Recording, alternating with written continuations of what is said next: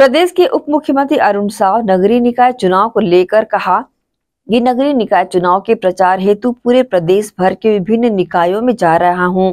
जो उत्साह पार्टी कार्यकर्ताओं में दिख रहा है, जनता में जो उत्साह दिख रहा है और विशेषकर महिलाओं युवाओं में जो उत्साह दिख रहा है, ये स्पष्ट रूप से बताता है कि शहरों की जनता भाजपा सरकार के कामों से प्रसन्न है और संतुष्ट है और निश्चित रूप से चुनाव में अधिकांश निकायों में भाजपा ही जीतेगी।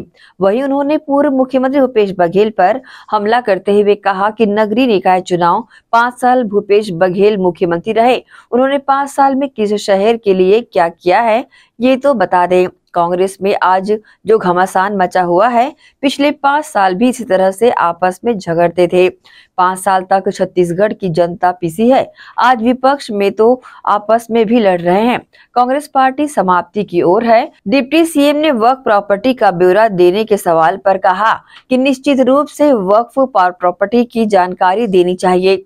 नगरीय निकाय चुनाव के प्रचार हेतु मैं पूरे प्रदेश भर में विभिन्न निकायों में जा रहा हूं। जो उत्साह पार्टी के कार्यकर्ताओं में दिख रहा है, जनता में जो उत्साह दिख रहा है और विशेषकर महिलाओं में जो उत्साह दिख रहा है, युवाओं में जो उत्साह दिख रहा है, ये स्पष्ट रूप से बताता है कि शहरों की जनता भारतीय जनता पार्टी के कामों से प्रसन्न है, संतुष्ट है और निश्चित रूप से चुनाव में अधिकांश निकायों में भारतीय जनता पार्टी जीतेगी। बहुत उत्साहजनक वातावरण है। नगरीय निकाय की चुनाव है। 5 साल मुख्यमंत्री रहे भूपेश बघेल, 5 साल में किस शहर के लिए क्या किया ये तो बताएं। 5 साल मुख्यमंत्री रहे, नगरीय निकाय के चुनाव के प्रचार में जा रहे हैं और नगरों के लिए क्या किया, राजधानी रायपुर के लिए क्या किया। एक बड़ी उपलब्धि 5 साल की, जहां पर वो 5 साल रहे हैं। पूरे प्रदेश की सत्ता का बागडोर उनके हाथ में थी। शहरों की दुर्दशा करके राज्य में भ्रम फैलाने का काम कर रहे हैं।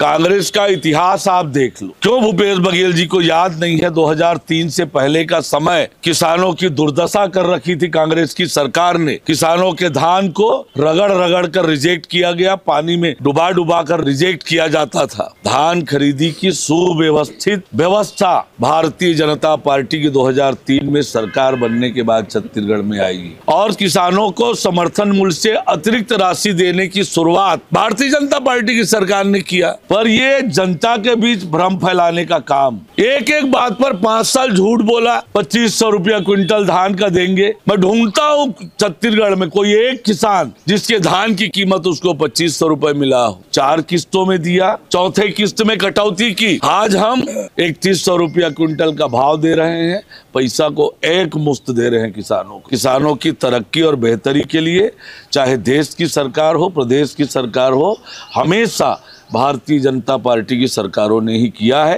कांग्रेस ने हमेशा किसानों को छला है, गरीबों को छला है, लोगों को धोखा दिया है। कांग्रेस पार्टी में आज जो घमासान मचा हुआ है, 5 साल भी उसी तरह से इनके बीच आपस में झगड़े थे। 5 साल छत्तीसगढ़ की जनता पीसी है, आज विपक्ष में है, तब भी लड़ रहे हैं। कोई किसी को प्रदेश अध्यक्ष बना रहे हैं, कोई किसी को प्रदेश अध्यक्ष पद से हटाने में लगे हैं, कोई किसी को टिकट दिला रहे हैं, कोई किसी की टिकट कटाने में लगे हुए हैं, कोई किसी को हराने में लगे हुए हैं।